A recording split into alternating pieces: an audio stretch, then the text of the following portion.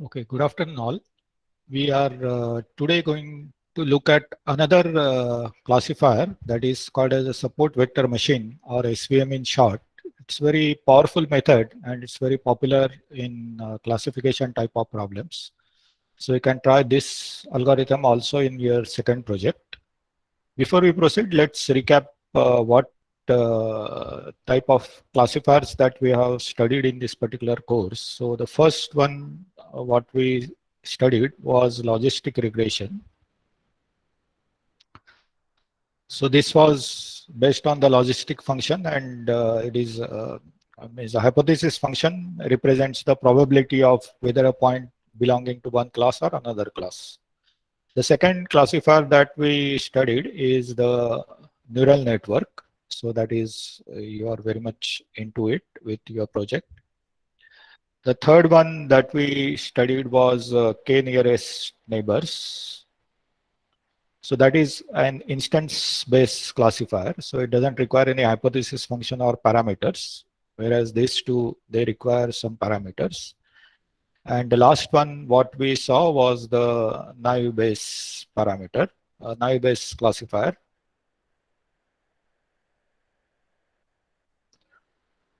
And today we are looking at the fifth one. So support vector machines or support, it can be take form of a classifier or as a regressor. Here we are looking support vector machines for the purpose of classification.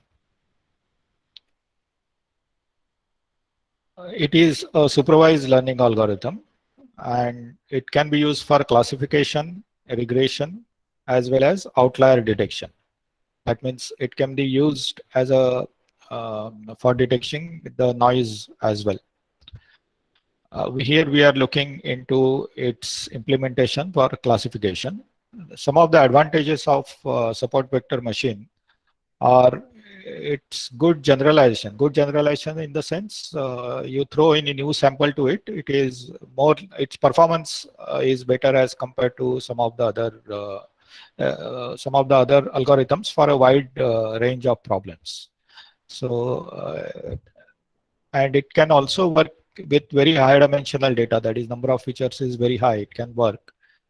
And relatively small number of training set, which is the dilemma that a machine learning engineer has, is that there is a limited number of data sets. It can be handled by this particular uh, algorithm in a better manner than others.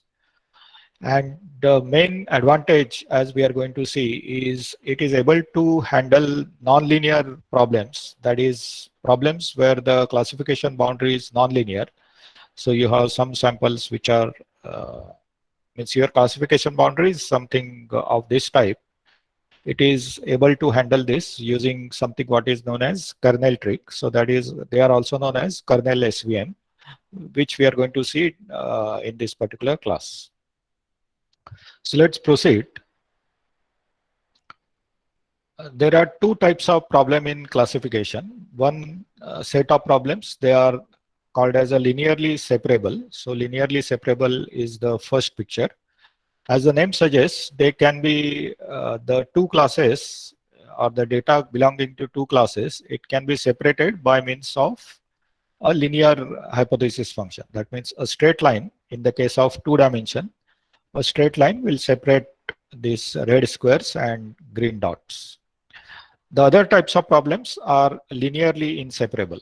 So here they are also called as overlapping problems. So in this case, you find that whatever you do,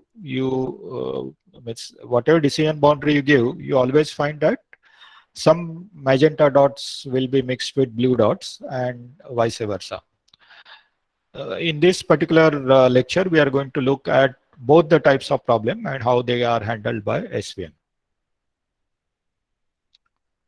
Okay, so let's first ask a problem that first we are looking at linearly separable problems. That means there exists a hypothesis function which separates the two lines from two samples. And here we are considering only binary classification.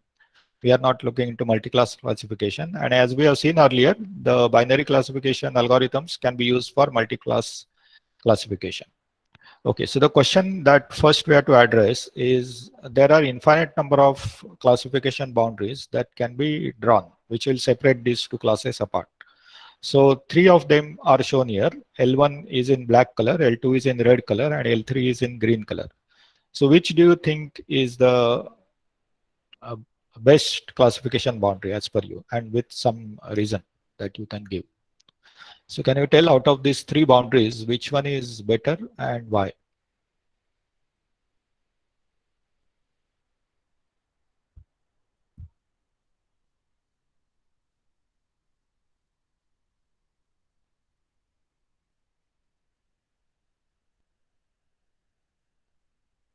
Can somebody tell which out of L1, L2, and L3, which seems to be better, just intuitively? Sir, L1. Okay, so why do you say so? The angle seems to be between midway between the center of those clusters. Okay, that is one way of looking at it. Somebody can add to what Prajwal has said. So it seems approximately equally spaced from both the clusters. Yeah. Okay, so that is means Prajwal also said similar thing, but his explanation was a bit complicated. Manav's explanation is simpler to comprehend. So this L1 line, if you look at, it is equidistant or approximately equidistance from both the clusters. So that's right. So L1 is the best decision boundary. So if we will be using this particular concept. So this particular uh, width, which separates the two clusters by any decision boundary, is called as a margin of that particular margin belonging to that particular line. And as we can see here, the L1 provides the largest margin amongst the three lines. And this is the concept based on which the linear support vector machine or the linear boundary works. So before we go into that, so first we understand in order to classify a linearly separable problem, that is clusters through which a straight line can divide them, there can be infinite number of such lines, but one line which gives us the largest margin or largest separation would be considered as a better or the best choice among them. So a unique solution could be found. So it is like we are now arriving at some criteria how to find the best one. So like in logistic regression, we defined some cost function and we wanted to minimize the cost. So in this case, we are defined some concept called as a margin belonging to a particular line, and we'll be trying to maximize that particular margin. So whichever line gives you maximum margin is the best line. Why it is so, we will elaborate in the next slide. Means we'll just more visually into it. So here you have got figure number 1 and figure number 2. Both are having the identical location of the data points, the red squares and the green circles. In the first case, the decision boundary is as shown there, and the margin is defined as the distance from the decision boundary to the nearest sample. So in this case, and the decision boundary is placed at the midpoint of the two touching points. So again, we can draw, this is the line which is drawn right now as a decision boundary, but you can draw many such lines. So one such line is shown here. So this is figure 2 shows another decision boundary. As you can see here, that there is a gap. In this particular case, the margin is very, very narrow. So if you find the nearest sample, which is parallel, which touches the parallel line to the decision boundary, it is this red square at this point and this green circle at this point. So you can visually see that this particular case, the margin is very, very small. And that is what happens is that better generalization can happen. That is, any unknown sample you can throw at. So let's say you want to give some sample which is at this particular point. So it is most likely be a green circle, which the first model, the first decision boundary can predict. Whereas the same point, if I transfer it here, it may lie somewhere at this particular point. So it would be classified in that case as a red sample. So the uh, better classification, chances of classification are there whenever this margin is largest. So that is the advantage of using, means that is the criteria that is adopted in classifiers which use the linear separation boundary. Or the support vector machines, they use this particular concept that whichever decision boundary, that is whichever this line can be defined as theta 0 plus theta 1 x1 plus theta 2 x2. So that is the equation of this line. So this, you select this theta 0, theta 1 and theta 2, which we call as a model parameters, such that this margin is maximized. So maximize the margin. So select your model parameters to maximize the margin. So that is the criteria that support vector machine uses. So this is a way of stating the cost function for this particular model. So the cost function is defined in terms of the margin. So rather than minimizing the cost, here we are saying we are maximizing the margin. Now, how to calculate this margin in terms of the data points and model parameters is something which is the mathematics part of that we are going to come at shortly. Okay, so here we are having a quiz.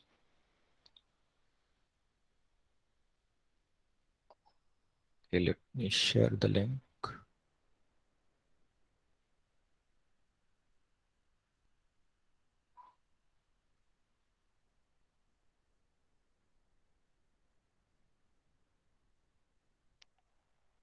So share the link of the Google form.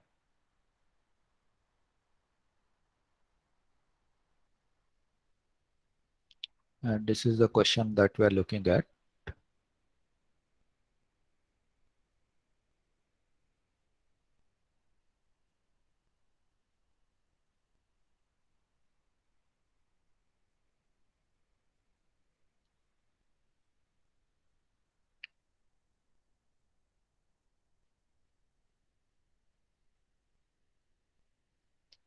Okay, so till now I got 3 responses.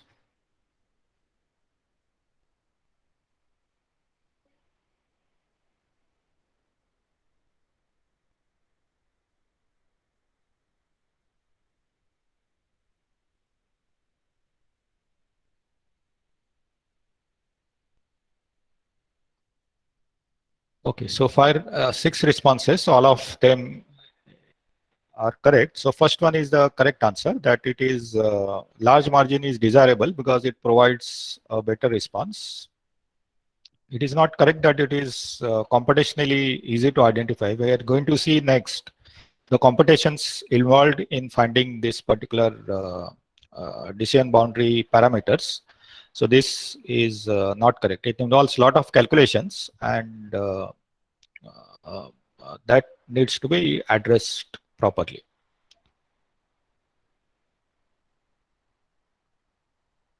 Now, the name support vector machine is derived from the concept of support vectors. So vectors, as in each of the data point is in terms of the features that it is having. So it will be x1, x2, and so on. So there will be n number of features. So it will be vector of n dimensions. And this is each of the data point is a vector. So that is what the name vector signifies. And the support vector is out of all those samples in your data set, there are only few samples which define the margin for your decision boundary. So the margin is defined as the distance between the decision boundary and the nearest sample point. The sample points, so as in this case, there are 2 green points which are at identical distance from the decision boundary. So both of them are called as a support vector. Support in the sense they support the decision boundary. They support the formulation of decision boundary. So that is why the name support indicates. So the method is called as a support vector machine. So machine in the sense of support vector method for classification. It can be used for other purposes, that is regression also. But here we are looking as a support vector machine for classification. So essentially what support vector machine adopts as a criteria for its classification is to find a unique decision boundary which is having greatest margin. And there are only few samples which are required in order to properly define this decision boundary, and those are called as a support vectors. And the model parameters or the parameters of this decision boundary can be found out entirely based on the values of the support vectors. So the decision boundary depends only on the information or the values of the support vectors. So you don't require all other points.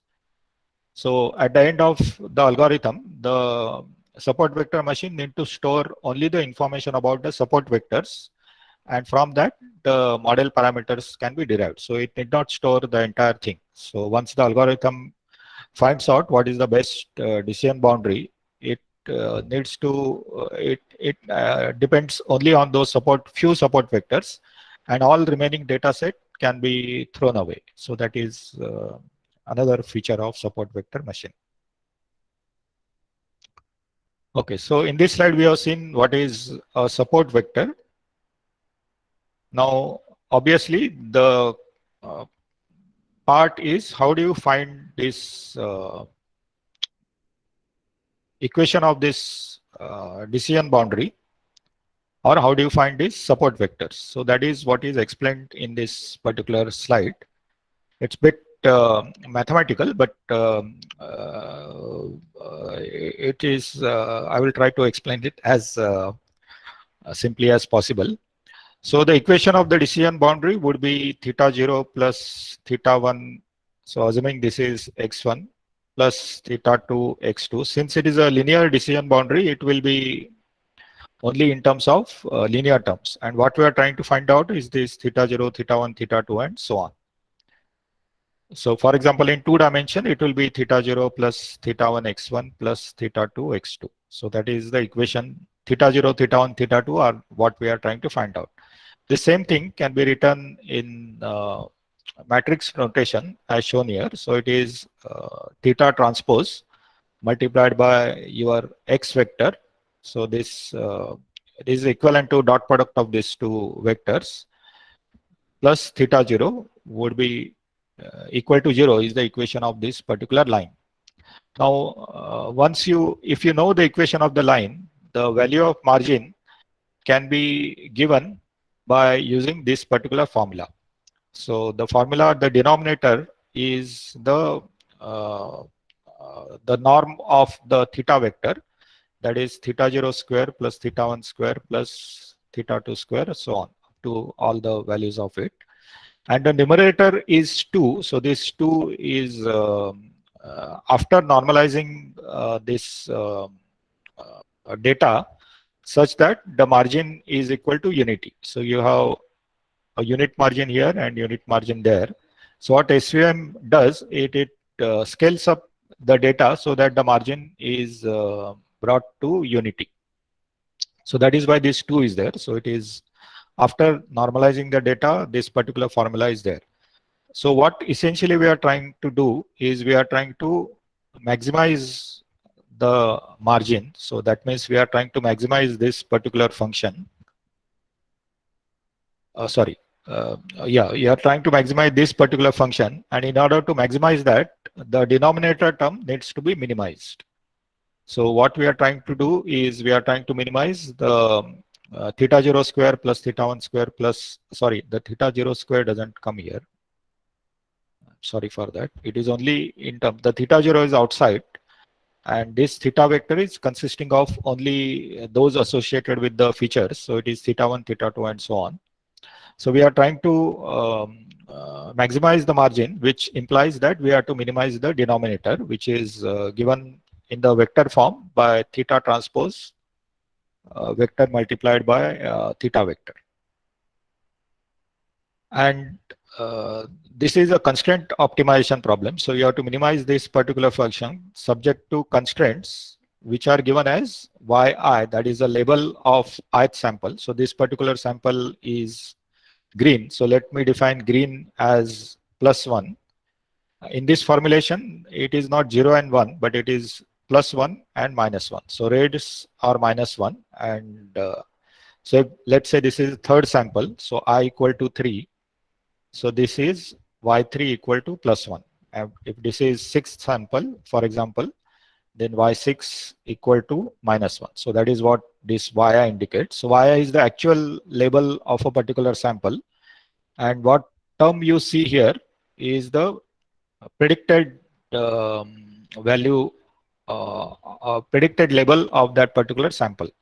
So this would be given as, so this would be vector corresponding to the ith sample. So so it is essentially this, whatever this function predicts, so that value multiplied by the actual label value should be greater than or equal to 1. So essentially it means if it is +1, then you should predict a positive number for this in this region. And if it is negative, then you should predict a negative number, so that the product will be always greater than 0. It will be positive, but there is some reason why that is given as greater than or equal to 1. So it has something to do with this normalized margin for the this particular set of samples. So that is the way. So in this case we solved it as an optimization problem, constraint optimization problem. Those who have taken the course in optimization, they would remember that for constraint optimization there are different methods, and one of the most powerful method is based on KKT conditions, or Karish-Kuhn-Tucker conditions. So without going into the mathematical part of it, means you need not know what is that method in order to understand this SVM part. So what that method does is it first converts this problem into what is known as a Lagrangian function corresponding to your optimization function. So our optimization function is theta transpose into theta and subjected to certain constraints. So these constraints and the optimization function, they are combined together into what is known as a function which is unconstrained. So this particular function, what you see here in red color, is an unconstrained form of the same constraint optimization problem. That is, we want to maximize the margin, or we want to minimize the norm of theta. So that can be written under certain constraints. So together it can be written in this particular form. So means the derivation, obviously we are not interested in. What we are interested in, what are the terms here. So this is known as a Lagrangian representation of the constraint optimization problem. And this particular function has to satisfy certain KKT condition. The main of them is the partial differentiation of this Lagrangian function with respect to each of the Lagrangian multipliers. So this lambda I, lambda k are known as Lagrangian multipliers. So if you have m number of samples, so you will get m number corresponding to each sample. You will get one Lagrangian multiplier. So the problem gets converted, rather than finding these thetas, to finding these lambdas, or find those Lagrangian multipliers which will minimize this particular function. And that is given. Means how to solve that is a separate numerical method part. So that assuming that one has the algorithm for KKT conditions, one can solve this particular problem and obtain the solution.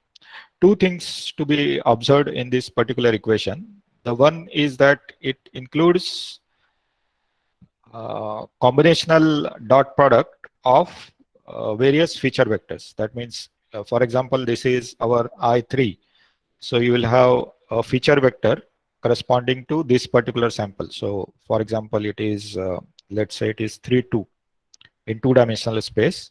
And you have another sample I6, so which is, let's say it is 2 and 1. So what you are doing here is you are calculating the xi transpose multiplied by xk, which numerically means you are taking dot product of these two particular vectors. So for all samples, you have to find out all permutations and take the dot, and you require dot product of each and every combination. So for I running from 1 to m, where m is number of samples, and k also running from 1 to m, so you have to find out the dot product of each feature vector with respect to another. So this is something point you just keep in your mind, because later on the main power of this support vector machine comes through handling this particular dot product in a very smart and intelligent manner. So how it is done, we'll see in a short time. Just remember that this particular calculation involves this dot product, which is compared to the other computations is numerically expensive, computationally expensive, and that needs to be handled properly. And assuming that you know how to use these KKT conditions and obtain these lambda I values, once you obtain these lambda I values, the support vectors are defined wherever the Lagrangian multipliers are greater than, they are positive.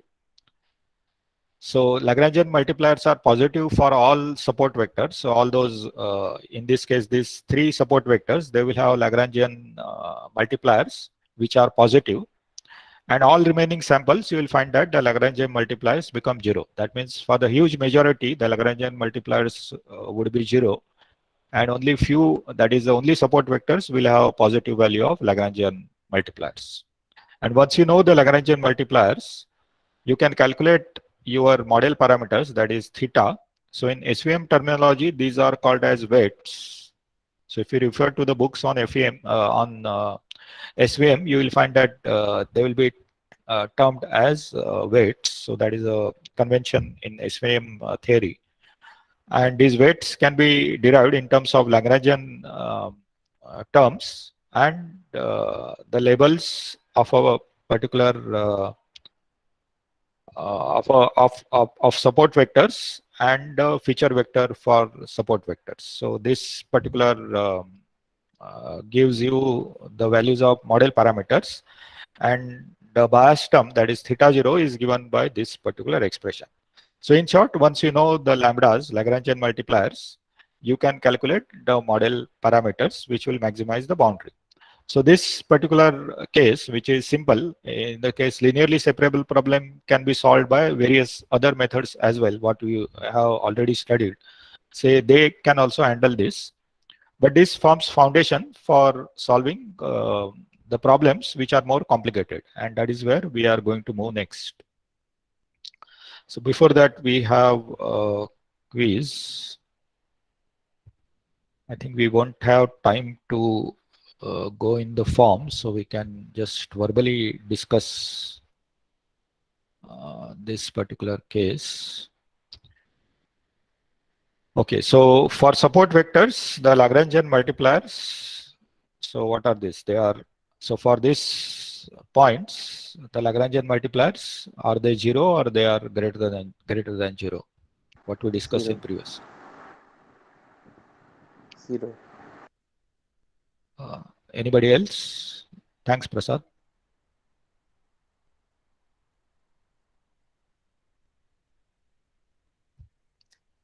Okay, anybody else recollects what we spoke a few minutes back? Okay, so Anukul says greater than 0, that's right. So they are greater than 0 if you refer to this slide. So Lagrangian multipliers are greater than 0 for support vectors. So that is the point to be remembered, and they are 0 for all the remaining samples.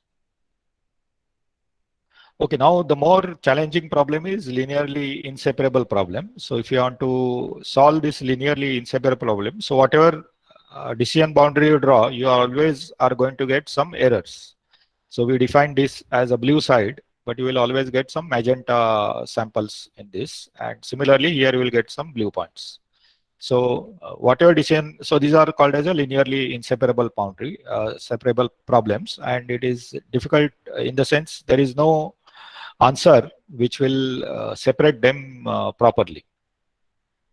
Now, later on, we are going to see that SVM can handle that in a very different manner. But before that, if somebody wants to solve forcibly using a line, then only choice you have is within means keeping the terminology of SVM. You have some margin which is defined. So you find out means you change this margin so that the you have sort of balance between maximizing the margin, which is what will give us better separability between the two parameters, and minimizing the misidentified samples. So some samples will be misidentified. So if you increase the margin, the number of misidentified samples will increase. If you decrease the margin, then the number of misclassified samples will may decrease within the margin space. So it is sort of compromise that you will have to do. So in order to tune, you require some kind of tuning parameter which can vary this particular margin. So that particular parameter is defined in what is known as linear soft margin SVM. So earlier what we saw was a hard margin SVM. So hard margin in the sense there is a clear gap between the two classes. In the overlapping or inseparable type of classes, you have to allow some kind of error to be present, and such algorithm is called as a soft margin SVM. So here the support vectors are defined as samples which are on the margin. So here the margin is these lines. So those points which are in margin, they are support vectors within the margin. So all those points which are inside, so they also contribute towards the decision of the model parameters. So within the margin and misclassified samples. So those, like for example, this particular sample is on the blue side, but it is outside the margin. So all these three uh, uh, decide the theta 0 values, that is theta values for the decision boundary, or the equation of the decision boundary decided by all these samples, unlike in the hard SVM where they were defined by points which are lying which are touching the margins. And in order to, as we know that we are trying to balance between two things, one is to maximize margin and another is to minimize the error. So in order to control that, or in order to tune that, you have a parameter which is called as a parameter C. So this particular parameter is a penalty for intrusion. So that means any point which is intruding on the wrong side, that will be penalized by, so higher the C, there will be higher penalty. So what you see in the two figures below, the left figure is with high C value and the right one is with small c value. As you can see here, that if you give large C, that means you are penalizing for any error that is happening, you will find that your margin will become shorter, which is sort of tightening the constraints or tightening the requirements. So it may lead to less intrusions, but it will also have smaller margin and it is equivalent to an overfit type of situation. So it will give good results when you are testing your model.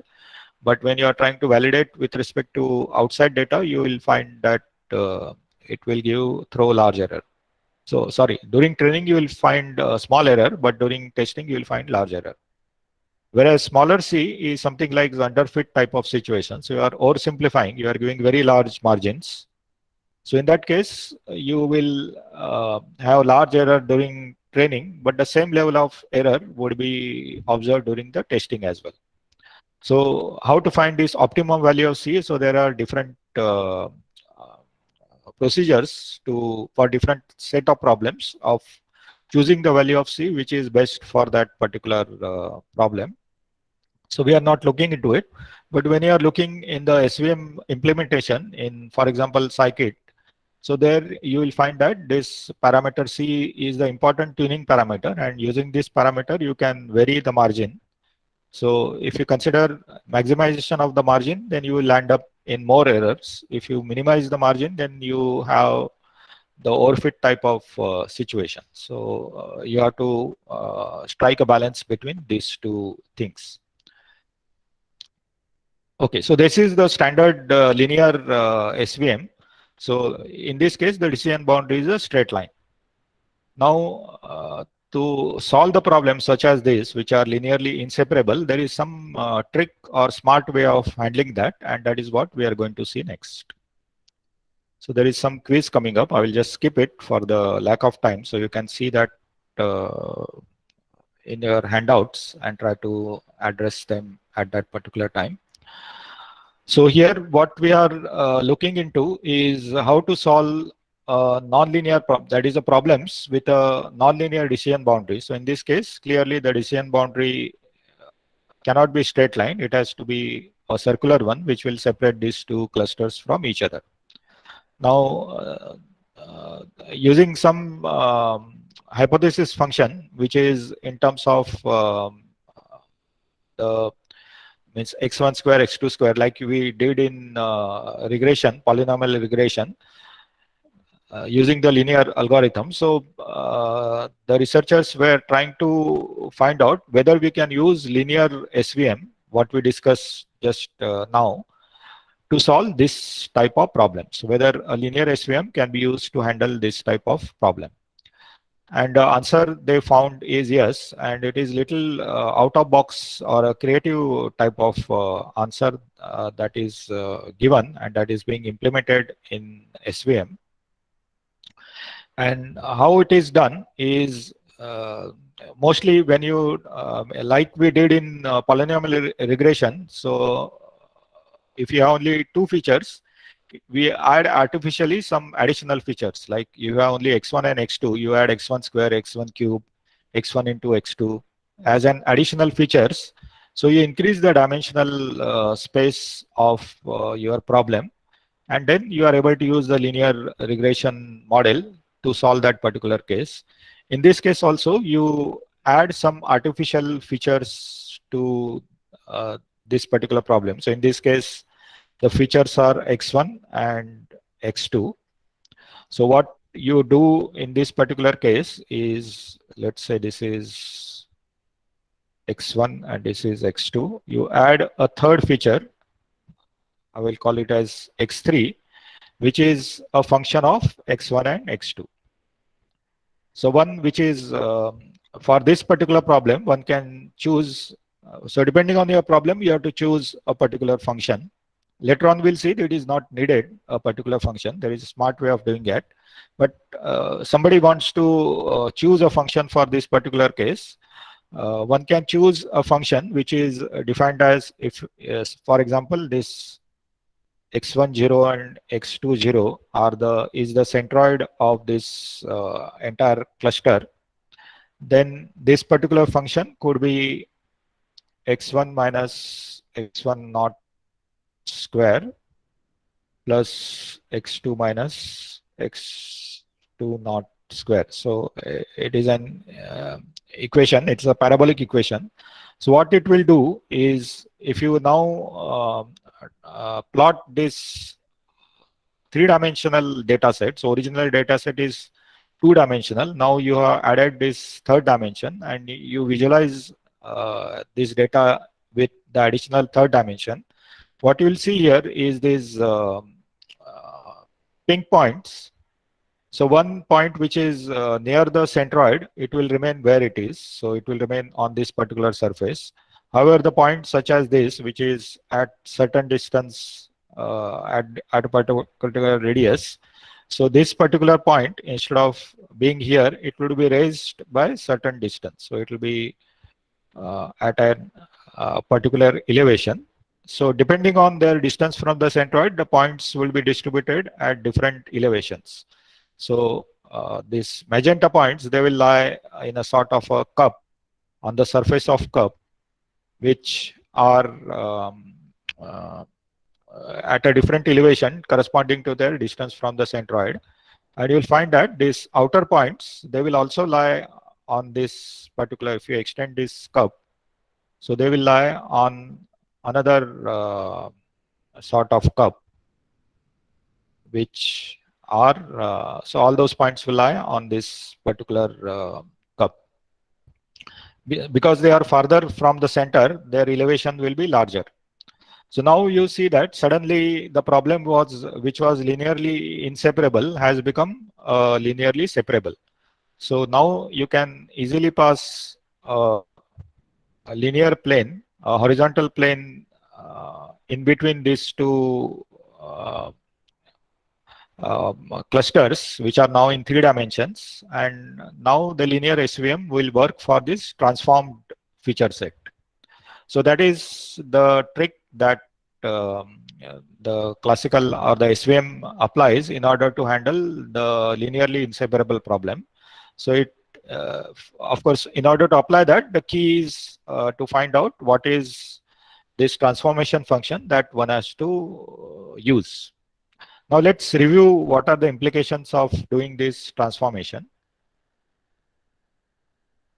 So when you add new dimensional data, so this is the same thing what I explained in the previous slide. So the blue points get elevated more as compared to the red points, and then you can fit a linear boundary plane in between these 2 points.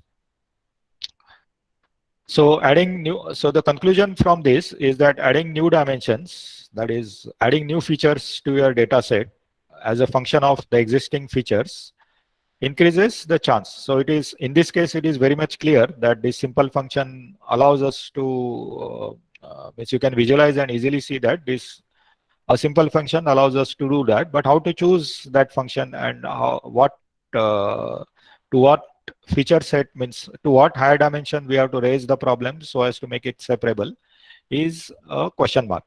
Now it can be theoretically proved, which you will find in the textbooks of SVM, that as you start increasing the number of features or the dimensional size of your data set, the chances of finding linear separation increases. So you can means this 2-dimensional problem you can raise to 3-dimensional. If you are not able to solve, raise it to 4th dimension, and so on. You continue doing it, you will find that at one particular level you will be able to solve this particular problem. So instead of solving a 2-dimensional problem, you will apply the SVM to solve, for example, 6-dimensional problem, and that 6-dimensional problem can be solved using the linear SVM algorithm that we have seen previously.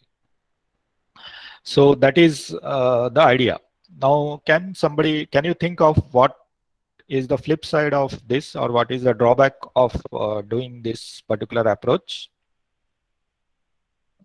This idea is good that you add more dimensions. What could be the disadvantage? More computations. The more computation. Obviously, from 2 dimension, if you are going to 6 dimensions, if you look at this particular mathematical basis for our formulation, so this earlier vector, this dot product was with only 2 feature sets. So it was means it will product between 2-dimensional vectors. It will suddenly become 6-dimensional vector, and there are so many vectors. That means each permutation you will have to do this dot product, and this transforming to higher dimensions is smart and clever, but it seems that it is computationally not good looking. So how to go about it? So there is a more smart way of handling this particular computational aspect, and that is known as kernel trick, which we are going to see next. Okay, so so here the same picture is shown in the presence of support vectors. So when you convert this problem, the 2-dimensional problem, to 3-dimensional problems, you can pass a decision boundary which is linear, and you will have support vectors. So corresponding to your margin, so there will be points which will be touching to your margin surfaces. So those will be your support vectors. So the support vectors in this particular view would be seen as the touching the margin surface. And those, if you bring back those support points to the original two-dimensional space, you will find that those points are these points. And this particular surface, which is linear in high dimensional space, if you bring it back to your original space, you will find that it is non-linear surface. So I'll repeat that in the higher dimensional space, you can fit a linear surface, but it is in terms of those high dimensional space. So it will be theta 0 plus theta 1 x1 plus theta 2 x2 plus theta 3 x3, where x3 is a non-linear term in terms of function of x1 and x2. So although this is linear function in high dimension, if you substitute this function value, you will get a function which is non-linear in terms of x1 and x2. So this function is linear in terms of x1, x2, and x3, but it is non-linear in terms of x1 and x2. Once you expand f of x1, x2, you will find that it is non-linear, and that is what you see here. So this decision boundary is non-linear in lower dimensional space. Okay, so our point is this computational pass. So how do you handle this particular situation? So without, if you can handle this without increasing your computational overhead, that is the most desirable thing. So that is done in very clever manner as follows. That is known as a kernel trick. So there are certain set of functions which are known as kernel function that they have certain property which eliminates this expensive computation. So a kernel, first let's see what is a kernel function. So kernel function is a mathematical function. It receives two vectors. So if k is the kernel function, the input to this are two vectors. So xi bar and xj bar are two vectors. And the output of this function is a dot product of some transformation function which is applied on first vector, and the same transformation function is applied on the second vector. If you take dot product of this, then you will get the value of the kernel function. So I'll repeat once again. This kernel function takes input as two vectors, and it is a scalar. So this function, output of this function is a scalar or a number, and that number is defined by dot product of two vectors, and those two vectors are constructed out of the original vectors. So they are transformation of the original vectors, and that transformation function is same for both the vectors. So phi here is the transformation function. So depending on the this nature of this transformation function, there are different types of kernel functions. Now why this dot product is important is because what we have seen in the Lagrangian formulation of linear SVM, we had here the term which was originally xi transpose multiplied by xi. So that is what we were doing in the original Lagrangian.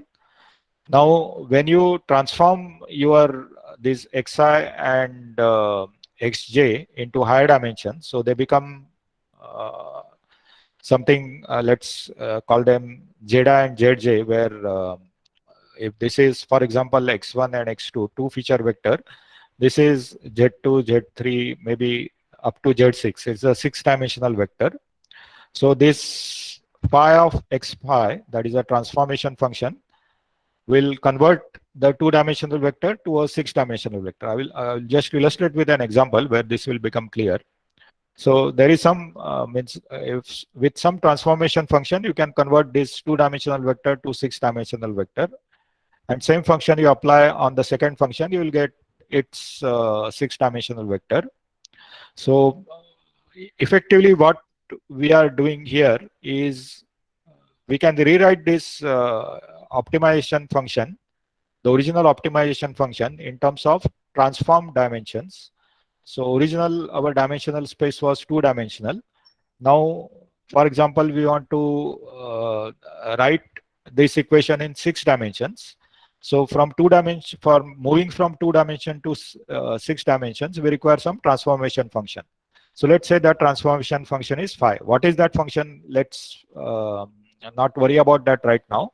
So some function is there which converts a 2-dimensional vector to 6-dimensional vector, but still we require a dot product of this 2 6-dimensional vectors. So that was computationally expensive.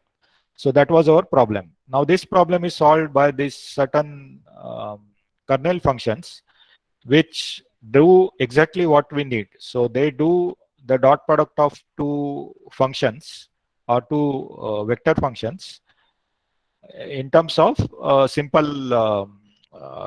in terms of a function which is defined in terms of the lower dimension or 2-dimensional space. So this particular dot product, which is circled here by a red circle, a red rectangle, can be replaced by the value of kernel function, which requires only the original input. So to compute this kernel function value, you don't require what is the transformation function and what are the transformed values of the new vector. So without going into higher dimensions, you can do the computations which are existing in the higher dimension. So this reduces your computational burden enormously or very highly significantly. And once you do that, you can find your Lagrangian multipliers, and then the model parameters can be computed in terms of the transformation of those using the transformation function which was defined for the kernel function. Now this is, I'm sure it appears very abstract. So let's actually see one of the kernel function and how it translate into dot product of transformation. That will make the picture clear. So one of the kernel function is called as a polynomial kernel function. So we'll take example of that. So here we are considering a 2-dimensional problem. So our original vector is 2-dimensional, that is only 2 dimensions. And the kernel function that we are defining here, there are various other types. So the one which we are taking for illustration is known as a polynomial function and a polynomial kernel function. And here it is a polynomial kernel function of second order. So this function is defined as 1 plus dot product of the input vectors and whatever number you get, the whole square of that.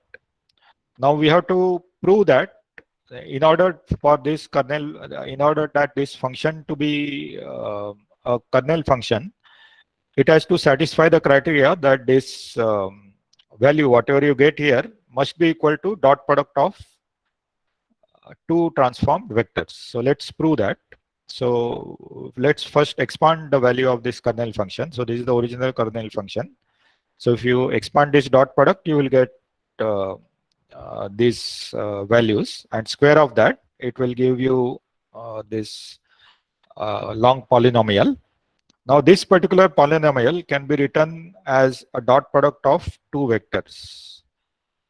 If you look at these 2 vectors, the first vector is in terms of xi. So there is a xi square under root 2 times xi1, xi2. So all terms are belonging to xi. And second vector, exactly same functions are there.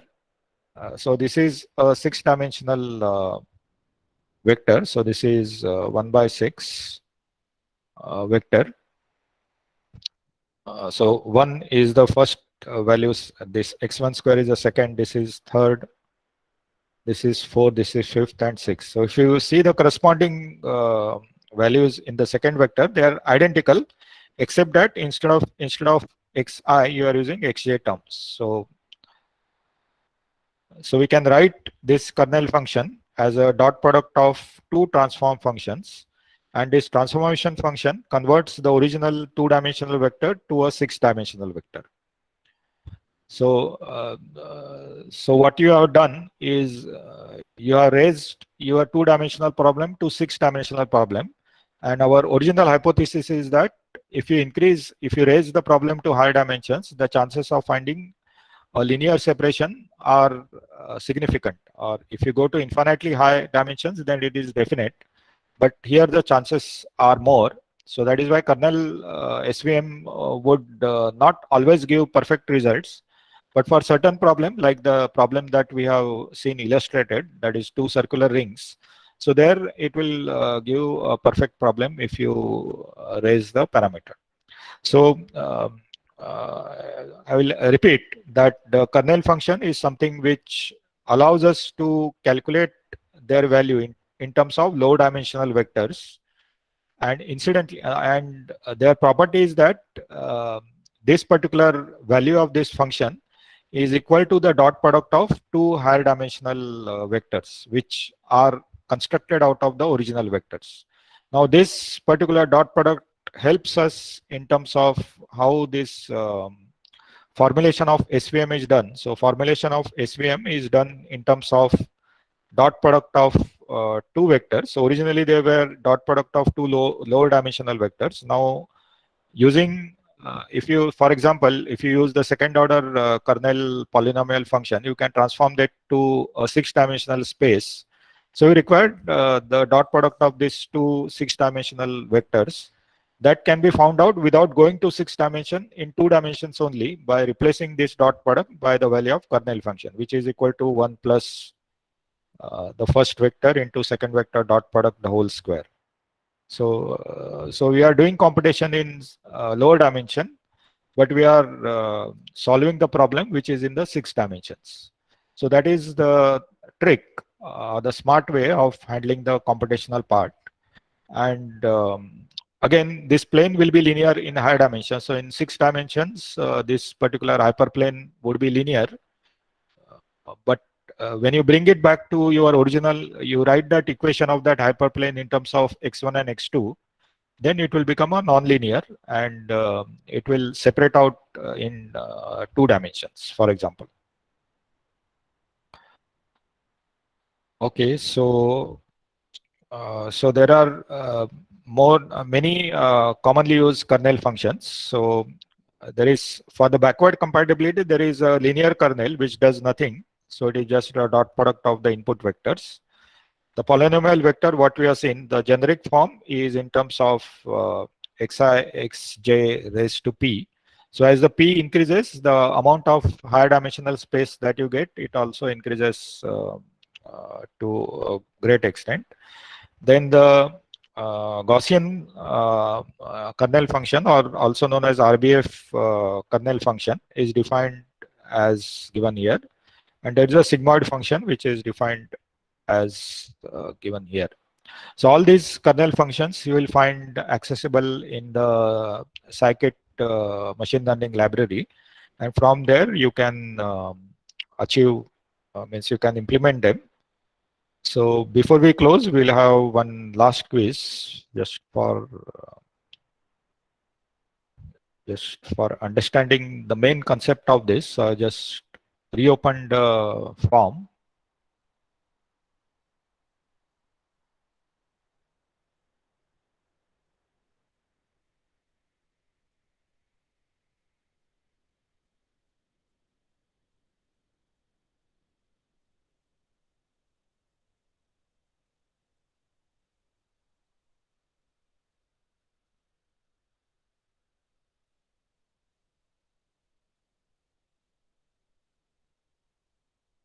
So I got 4 responses till now.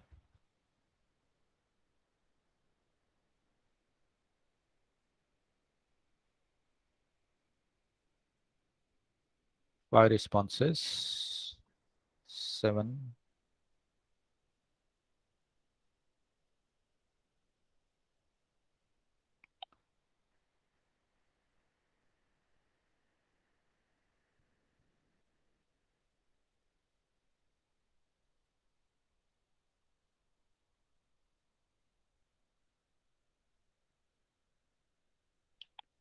Okay, so we have 10 responses out of, yeah, that's quite reasonable number. So majority of you, 6 out of 10 have given option number 3, both of above, which is the correct answer, and 4 have given second option.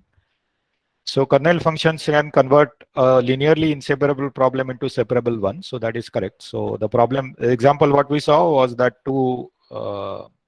this is one cluster and this is another cluster. So this is linearly inseparable. Whatever decision boundary you draw here, it cannot handle this particular classification problem. But using the kernel SVM, we can we can solve this problem.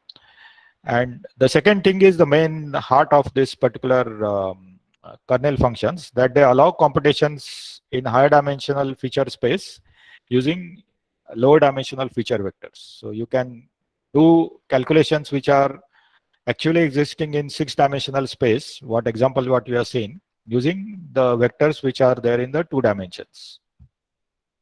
So effectively, you are working in 6 dimensions, but you are doing calculations in 2 dimensions. So that is a huge advantage that you get here. And the scikit implementation is only thing I want to highlight here is that the parameters is the C, which you know. So the C parameter is the parameter which allow you to tune the margin size. And second is the kernel function. So you'll find all the kernel functions that we defined. So those are available here. So you have poly, RBF, then sigmoid function. So all those, then there are more which are available. You can define your own function as well. Okay, so that's it for today. So I understand this is a bit complex topic. So just spend some time, maybe review the video, and if you have any doubt, you are always welcome to ask me.